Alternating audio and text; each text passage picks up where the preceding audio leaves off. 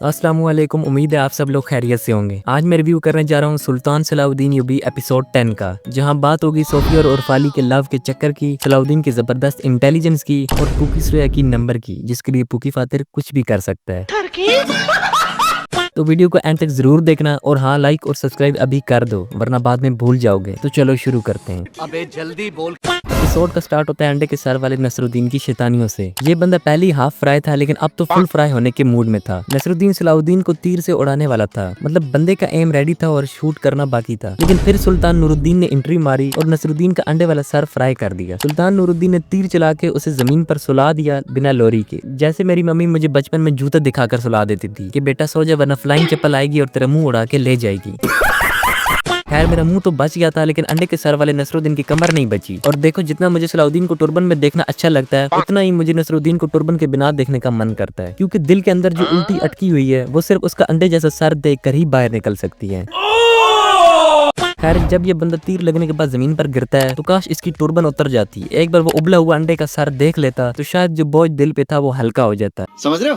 खैर नसरुद्दीन पर तो बाद में आते हैं। पहले भाई ये कौन है? ये तुरान शाह है या कोई और? अब देखो, जिस बंदे या बंदी ने हिस्ट्री ना पढ़ी हो और वो ये ड्रामा देख ले तो वो तुरान शाह की कब्र पर जाकर पूछेगा तू इतना बुरा क्यों था, और तुरान शाह भी सोचने लग जाएगा इतना बुरा हूं मैं। ये लोग तुरान शाह को शराबी भी दिखा चुके हैं, बदतमीजी करते भी दिखा चुके हैं और अब तो गद्दार भी बना दिया है, और सीजन 2 में तुरान शाह को ऐड ना करके हिस्ट्री से भी निकाल चुके हैं।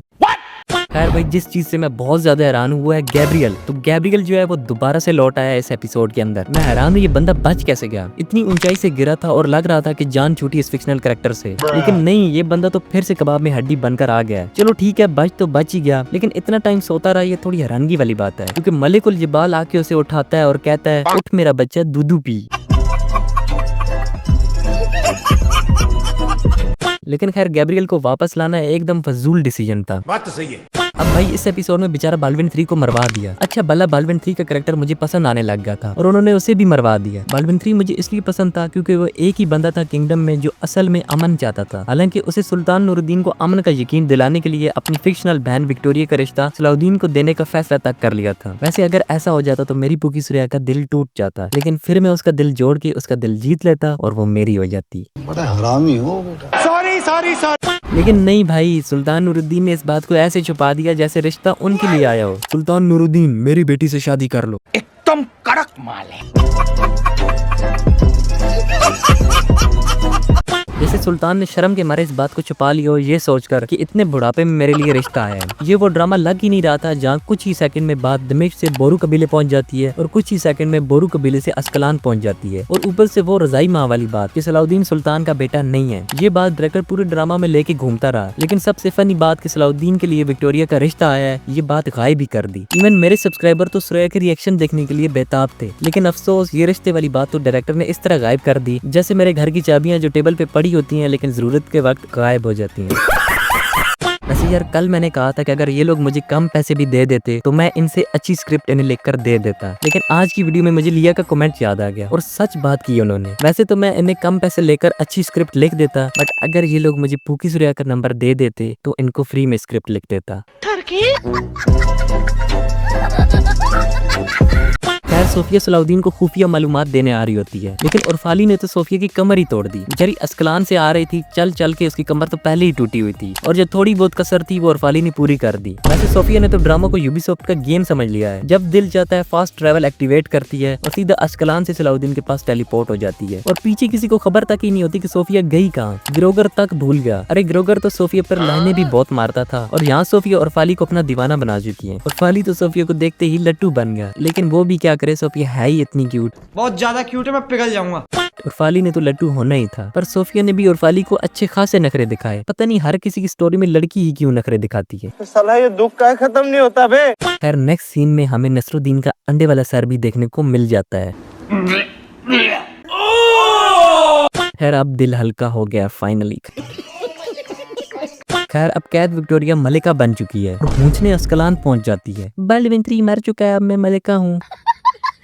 फिक्शनल विक्टोरिया की क्वीन बनने से तो मुझे कोई खुशी नहीं हुई, लेकिन जैसे रियल हिस्टोरिकल किंग अमालरिक का नाम सुना तो दिल खुश हो गया। फाइनली ड्रामा में अमालरिक का जिक्र भी हो गया, जो कि रियल बाल्डविन 4 का अबू था। बाल्डविन 3 के मरने के बाद विक्टोरिया और ग्रेगोर दोनों को पता था कि किंग अमालरिक अब जरूर अपने लोग भेजेगा ताकि जेरूसलम की खबर ले सके। अब सीजन 1 में तो मोस्टली कैरेक्टर्स फिक्शनल ही थे, इसलिए जब भी कोई हिस्टोरिकल कैरेक्टर इंट्रोड्यूस होता है तो दिल गार्डन गार्डन हो जाता है। दिल गार्डन गार्डन हो रहा। अमालरिक के आदमी खबरें लेने आते हैं, लेकिन सारी खबरें तो सलाउद्दीन ही ले जाते हैं। यस, इस एपिसोड में सलाउद्दीन जेरूसलम में घुस आए, वो भी अमालरिक के सोल्जर्स बनकर। इतना दिमाग यूज किया सलाउद्दीन ने कि मेरा दिमाग घूम गया। सलाउद्दीन का इंटेलिजेंट पिछली एपिसोड में भी दिखाया गया है, लेकिन ये वाला सीन तो उन सब से नेक्स्ट लेवल था। पहले तो सलाउद्दीन ने जेरूसलम के फौजियों को चूना लगाया और अंदर घुस गए, और फिर ऐसा सीन दिखाया गया कि जहाँ लगा कि विक्टोरिया ने सलाउद्दीन को पकड़ लिया है, लेकिन जब सब ने हेलमेट उतारा तो पता चला ये तो अमालरिक के सोल्जर्स हैं, और विक्टोरिया का तो प्रॉपर मोए मोए हो गया। फिर सलाउद्दीन विक्टोरिया को चूना लगाने के बाद अम्मी रिहानी के पास पहुंच गए। रिहानी को शक हो रहा था, लेकिन सलाउद्दीन ने तुरंत हशाशंस का खंजर दिखाया और कहा हम मलिकुल जिबाल के फिदाई हैं। और अम्मी रिहानी तो सुनते ही फौरन रेडी हो गया उनके साथ चलने को, क्योंकि हर एपिसोड में जब भी रिहानी फंसता है उसका आखिरी सहारा होता है हशाशंस। लेकिन अम्मी रिहानी को क्या पता था कि उसका भी मोए मोए हो गया। खैर अमीर रिहानी तो इस एपिसोड में मर जाता है, लेकिन इसके साथ एक नया मसला जन्म ले लेता है, क्योंकि सलाउद्दीन सुल्तान नूरुद्दीन का बेटा नहीं है। चलो ये राज बताने पे सलाउद्दीन को हैरानी तो होनी ही थी, लेकिन सलाउद्दीन के रिएक्शन इस सीन में बिलावजह ओवर थे और उनकी पर्सनैलिटी से बिल्कुल भी मैच नहीं कर रहे थे। सलाउद्दीन को इस सीन में बहुत गुस्से में दिखाया गया, और डायरेक्टर ने तो पहले भी सलाउद्दीन का ऐसा गुस्सा एक एपिसोड में दिखाया था, लेकिन इस दफा तो हद ही कर दी। चलो मान लेते हैं कि इतने साल बाद उनको बताया गया कि उनका असल वालिद नजमुद्दीन अय्यूबी है, लेकिन उसके बाद सलाउद्दीन का रिएक्शन जब नजमुद्दीन उन्हें बेटा कहते हैं तो वो इतना बदतमीजी से कह देते हैं मैं तुम्हारा बेटा नहीं हूँ। भाई ये सीन देखकर मुझे फिर से डायरेक्टर पर बहुत गुस्सा आने लगा। साले को बम से उड़ा दूंगा एक बार हाथ में आ जाए। पहले इन्होंने तुरान शाह को बदतमीज बनाया, अब सलाउद्दीन को भी धीरे धीरे उसी लाइन पे ले आए हैं। अगर रियल सुल्तान सलाउद्दीन की हिस्ट्री देखी जाए तो सलाउद्दीन सबर वाले थे, हर फैसला सोच समझकर करते थे, लेकिन डायरेक्टर ने सिर्फ फिक्शनल मसाला डालने के चक्कर में उनके असली कैरेक्टर का सत्यानाश कर दिया। और फिक्शनल सीन्स मसाला डालने के लिए ऐड किए गए थे, लेकिन ड्रामा का जायका फिर भी नहीं आया। ये छोटी छोटी ही चीजें थी जिनकी वजह से ड्रामा को वो रेटिंग नहीं मिली जो मिलनी चाहिए थी, और आज सीजन 2 के बाद ड्रामा बंद भी कर दिया गया। मुझे पर्सनली ये सीन्स बोरिंग लगे। शुक्र है एंड में सलाउद्दीन को समझ आ जाती है कि उनके लिए उनका मकसद अहम है, ना कि ये फिक्शनल स्टोरी। वैसे यार रशीदुद्दीन सिनान ने जंगीर को अंदर ही अंदर से बहुत बड़ा नुकसान पहुंचा दिया है। सुल्तान नूरुद्दीन के रास्ते में सबसे बड़ी रुकावट हशाशंस हैं, और उनका लीडर रशीदुद्दीन सिनान सुल्तान का बेस्टी बनकर घूम रहा है। बंदा इतना चालाक है कि सुल्तान नूरुद्दीन को जरा सा भी शक होने नहीं दे रहा। शुरू में मुझे लगा कि शायद सलाउद्दीन या किसी को महल में रशीदुद्दीन सिनान पर शक होगा, लेकिन नहीं, ये बंदा तो इतना तेज निकला कि किसी को भी जरा सी भी खबर नहीं होने दे रहा। और सबसे जबरदस्त बात तो ये है कि अपनी ही फिदाइयों को मारकर अपना ट्रस्ट लेवल और नंबर दोनों बढ़ा रहा है। भाई जितने विलन सीजन 1 में देखे हैं, ग्रोगर, गैब्रियल, बाल्डविन 3, विक्टोरिया, सब एक तरफ, लेकिन रशीदुद्दीन सिनान अलग ही लेवल का विलन है। इस बंदे में वाकई विलन वाली वाइब्स हैं, और ऑनेस्टली ये मेरा फेवरेट विलन बन गया है सीजन 1 का। अच्छा तो खैर यही था आज का रिव्यू। उम्मीद है आपको वीडियो पसंद आई होगी। अगर पसंद आई तो भाई क्या कर रहे हो, लाइक नहीं किया तो जल्दी से कर दो, और सब्सक्राइब तो मुझे यकीन है आपने कर ही रखा होगा। तो मिलते हैं फिर किसी नेक्स्ट वीडियो के अंदर। अल्लाह हाफिज।